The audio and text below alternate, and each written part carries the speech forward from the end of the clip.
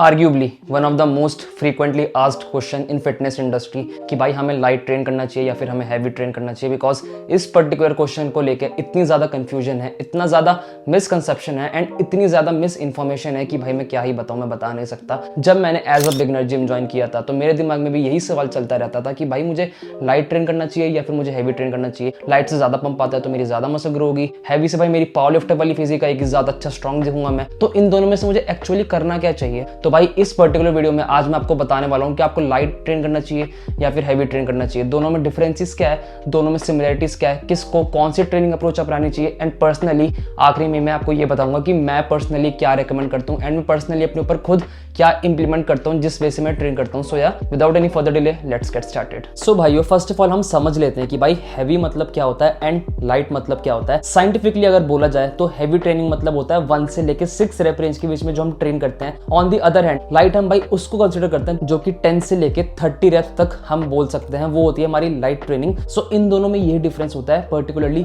Rape ranges का। जैसे अगर हम हैवी ट्रेन करते हैं तो हमारी मसल फाइबर रिक्रूटमेंट में कैसे फर्क आएगा एंड अगर हम लाइट ट्रेन करते हैं तो हमारी मसल फाइबर रिक्रूटमेंट में कैसे फर्क आएगा। बिकॉज भाई हमारी बॉडी बहुत कॉम्प्लेक्स है एंड आप उसको जिस तरीके से ट्रेन करोगे वो उसी वे में रिएक्ट करती है, बहुत ज्यादा कॉम्प्लेक्स चीज होती है। सो पहले हम समझ लेते हैं भाई, जैसे अगर हम पहले हैवी ट्रेन करते हैं तो भाइयों हमारी बॉडी में fast Twitch muscle fibre and slow Twitch muscle fibre होती है। तो जब हम हैवी ट्रेन करते हैं तो हमारी बॉडी में फास्ट ट्विच मसल फाइबर ज्यादा ट्रेन होते हैं। ये मसल फाइबर भाई बहुत ज्यादा एक्सप्लोसिव मूवमेंट के लिए ट्रेन होते हैं, ये एनारोबिक रेस्पिरेशन पे ज्यादा डिपेंडेंट होते हैं। जैसे कि भाई स्प्रिंटिंग, वेट लिफ्टिंग, जिन मूवमेंट में हमें एकदम सडन बर्स्ट ऑफ एनर्जी चाहिए होती है उनमें भाई हमारे फास्ट ट्विच मसल फाइबर ज्यादा रिक्रूट होते हैं, हमारी बॉडी उसे ज्यादा यूज करती है। हैवी ट्रेनिंग से हमारे ये वाले मसल फाइबर ज्यादा रिक्रूट होते हैं। ऑन दी अदर हैंड जो हमारे स्लो ट्विच मसल फाइबर होते हैं वो इसके एकदम अपोजिट होता है, ये एरोबिक रेस्पिरेशन का ज्यादा इस्तेमाल करते हैं। जो बहुत ज्यादा एक्टिविटीज एंड्योरेंस बेस्ड होती है, स्टैमिना बेस्ड होती है, तब हमारी body slow Twitch muscle fibre recruit करती है। जैसे कि भाई लॉन्ग मैराथन्स हो गई, लॉन्ग साइकिलिंग होगी, बहुत देर तक जॉगिंग करना, रनिंग करना, ये सब भाई एग्जाम्पल हो जाते हैं स्लो ट्विच मसल फाइबर के। हमने ये तो समझ लिया कि दोनों में फर्क क्या होता है। अब हम ये समझ लेते हैं भाई हमारी बॉडी में भाई देखो 2 टाइप से हाइपरट्रॉफी ऑकर होती है। अब हम वो समझने वाले हैं। First is sarcoplasmic hypertrophy and second is myofibrillar hypertrophy. जो सैक्रोप्लाज्मिक होती है पहले हम उसको समझते हैं। सैक्रोप्लाज्मिक हाइपरट्रॉफी हमारी बॉडी में तब ऑकर होती है जब हम ज्यादा हाई रेप रेंज करते हैं, basically typical body building workouts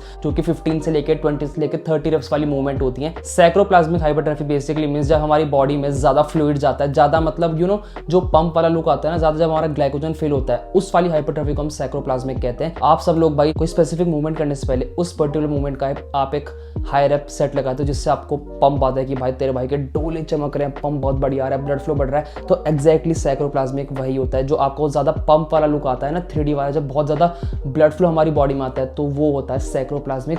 on the other hand जो मायोफिब्रिलर होता है वो एकदम इसका ऑपोजिट होता है। ये भाई जो बेसिकली पावर लिफ्टिंग टाइप वाली मूवमेंट नहीं होती जो हम 1 से लेकर 6 रेप रेंज में परफॉर्म करते हैं, that is myofibrillar hypertrophy. Basically भाई इसमें ये होता है हमारी मसल फाइबर्स के अंदर सैक्रोमेर्स होते हैं एंड सैक्रोमेर्स बनते हैं भाई आपकी थिक एंड थिन फिलामेंट से, नेमली मायोसिन एंड एक्टिन। ये जो भाई दोनों फिलामेंट्स होते हैं ये ओवरलैपिंग होते हैं एंड भाई ये दोनों आपस में जुड़ के हमारी मसल को पुल एंड कॉन्ट्रैक्ट करने में मदद करते हैं। तो जब इन स्पेसिफिक फिलामेंट्स का साइज बढ़ता है that is when myofibrillar hypertrophy occurs. आपने भाई बहुत बार देखा होगा कि देखो जो बंदा बहुत ज्यादा स्किनी होता है बट उसके अंदर स्ट्रेंथ बहुत ज्यादा होती है। ऑन द अदर हैंड जो बंदा बहुत ज्यादा मस्कुलर होता है वो इतना हैवी वेट नहीं उठा पाता एंड भाई that's the reason the type of training they do. किसी किसी में सैक्रोप्लाज्मिक हाइपरट्रॉफी ज्यादा होती है, किसी किसी में मायोफिब्रिलर हाइपरट्रॉफी ज्यादा होती है, किसी किसी में फास्ट ट्विच मसल फाइबर ज्यादा डेवलप होते हैं एंड किसी किसी में स्लो ट्विच मसल फाइबर ज्यादा होते हैं। तो भाई यही डिफरेंस होता है हैवी एंड लाइट वेट में एंड आपको क्या करना चाहिए अब हम उस बारे में बात कर लेते हैं। So first of all let's talk about training level. So भाई मैं पहले कह दूं, अगर आप एक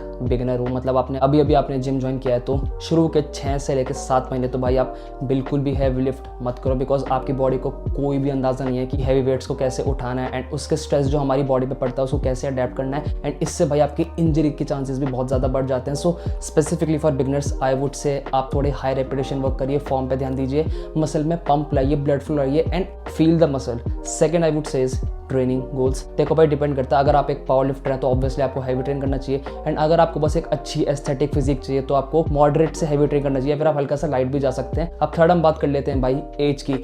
अगर आप एक सीनियर सिटीजन है, फिर अगर आप बहुत ज़्यादा थोड़ी यंग एज में नहीं है, आप 30s में है 40s में, तो I wood from my side recommend कि आप हैवी जा सकते हैं लेटर ऑन में, बट शुरू में आप लाइट ही जाइए, बिकॉज भाई ये आपकी जॉइंट्स के लिए अच्छा रहेगा, आपकी मसल के लिए अच्छा रहेगा, आपके CNS के लिए अच्छा रहेगा, and it's just overall safer and more enjoyable option for you. So yeah and at the and बात कर लेते हैं भाई इंजरी प्रिवेंशन के बारे में। देखो भाई हैवी लिफ्टिंग के अपने मजे हैं, लाइट लिफ्टिंग के अपने मजे हैं, बट दोनों के एडवांटेज होते हैं एंड दोनों के डिसएडवांटेज होते हैं। लाइट वेट का सबसे बड़ा एडवांटेज ये होता है कि आपके इंजरी चांसेस बहुत ज़्यादा कम हो जाते हैं, बिकॉज अगर आप थोड़ा हाई रैप मारते हैं तो आपकी जॉइंट्स में उतना स्ट्रेस नहीं आता, and on the other hand अगर आप थोड़ा हैवी वेट मारते हैं तो कंपैरेटिवली स्ट्रेस थोड़ा ज़्यादा आता है, एंड अगर आपका फॉर्म खराब हो तो आपको इंजरी भी हो सकती है। अब इसका मतलब ये नहीं है भाई कि लाइट वेट ज़्यादा बेटर है मसल बिल्डिंग के लिए, दोनों के अपने अपने मजे होते हैं। जब आप हैवी लिफ्ट करोगे तो आपको ज़्यादा वो रॉ हार्डकोर वाली फील आएगी, आप ज़्यादा स्ट्रेंथ होंगे, आप जिम में अलग चमके कि भाई ये बंदा हैवी वेट मार रहा है। On the other light weight में ये सब नहीं होता, आप साइड में अपने हाई रेप्स करोगे, किसी को पता भी नहीं चलेगा। सो या जैसे मैंने बताया दोनों के अपने एडवांटेज हैं एंड दोनों के अपने डिसएडवांटेज हैं,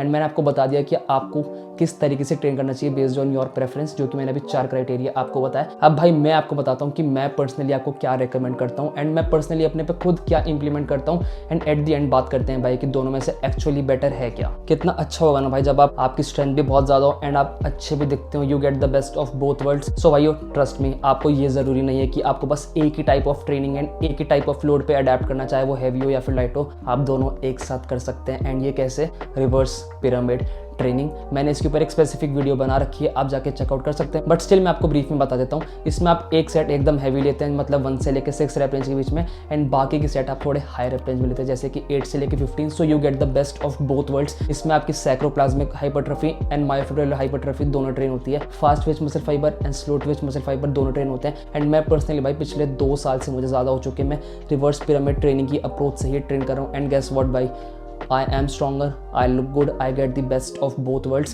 So जैसे मैंने आपको बताया, अगर आपकी एज ज़्यादा है तो आप इतना हैवी मत जाओ, अगर आप बिगिनर हो तो आप इतना हैवी मत जाओ, अगर आपको इंजरी प्रिवेंट करनी है तो आप इतना हैवी मत जाओ, बट स्टिल अगर आपको हैवी लिफ्ट करने में मज़ा आता है just like me, so after a certain point of time, जब आपकी बॉडी को आदत लग जाए, जब आपको पता है कि you know what the fuck you are doing and you know कि आप हैवी वेट को हैंडल कर सकते हैं with good form, so then it is the time to adapt reverse pyramid training. Trust me भाई, this is according to me the best way to train as a natural and the best way to gain muscle as a natural lifter, because भाई you get the best of both worlds। जैसे मैंने आपको बताया, आप साथ में strong भी बहुत ज़्यादा होंगे, आपकी स्ट्रेंथ बढ़िया बढ़ेगी, and on the other hand आप बहुत ज़्यादा अच्छे भी दिखते हैं। सो या मैं पर्सनली ये फॉलो करता हूँ, एंड आई डू रिकमेंड, अगर आपको भी दोनों चाहिए अच्छी चीज़ें तो आप भी इस चीज़ को फॉलो करें। And at the end I would like to close my words by saying that heavy weights and low weights दोनों equal amount of muscle build करती है, इस साइंटिफिक लिटरेचर में बार बार पाया गया है, एंड भाई आगे भी होता रहेगा। दोनों produces same level of muscle growth. The only thing that matters is progressive overload and taking your sets to absolute failure. Basically mechanical tension आपकी मसल में आना चाहिए। अगर आप प्रोग्रेसिव ओवरलोड कर रहे हैं एंड अगर आप मैकेनिकल टेंशन प्रॉपरली हिट कर रहे हैं तो डजेंट मैटर आप लाइट वेट से ट्रेन कर रहे हैं या फिर हैवी वेट से ट्रेन कर रहे हैं, बिकॉज यही 2 फैक्टर होते हैं जो कि एक्चुअली मसल गेन के लिए रिस्पॉन्सिबल होते हैं। अगर आपको भाई मसल गेन करनी है तो आप लाइट वेट करो, हैवी वेट करो, इट डजेंट मैटर, दोनों के अपने एडवांटेज हैं एंड दोनों के अपने डिसएडवांटेज हैं, मैंने आपको वो बता दी है। सो या इस वीडियो के लिए सिर्फ इतना ही था। अगर आपको इस वीडियो से कुछ भी नया सीखने को मिला तो प्लीज़ भाई give this video thumbs up, channel को याद से सब्सक्राइब कर देना and hit the bell icon, and भाई कमेंट्स में ज़रूर बताना कि आपको इस वीडियो का सबसे अच्छा पार्ट एंड सबसे ज़्यादा नया एंड नॉलेजेबल पार्ट क्या लगा, बिकॉज भाई हमें बहुत ज़्यादा हेल्प मिलती है। Thank you so much for watching, मिलते हैं अगली वीडियो में, पीस।